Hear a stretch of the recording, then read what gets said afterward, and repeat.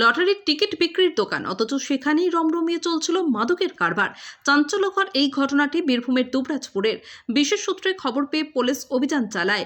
অবৈধ মাদক কারবারের প্রমাণ পায় পুলিশ। ঘটনার জেরে এই দোকানের মালিককে গ্রেপ্তার করেছে দুবরাজপুর থানার পুলিশ।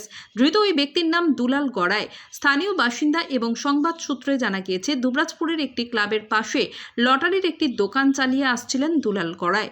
বহুদিন যাবৎ লটারির টিকিট বিক্রির আড়ালে ওই দোকানে মাদক দ্রব্যের কারবার চালাচ্ছিলেন তিনি, এমনটাই অভিযোগ।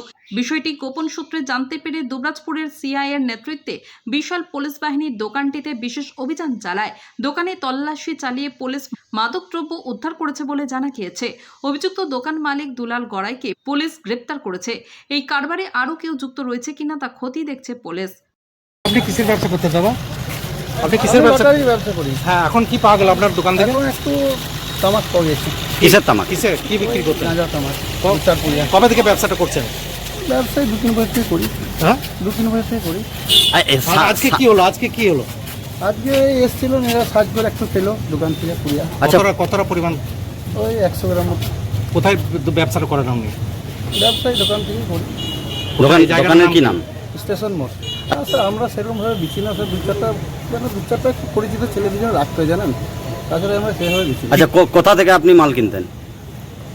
মাল আমাকে একটা দুর্লভপুর থেকে ছেলে ওই 50-100 করে দিয়ে যায়, বুঝলেন। আপনি কি পুড়িয়ে হিসেবে বিক্রি করতেন? আর পুড়িয়া কত করে? 30 টাকা।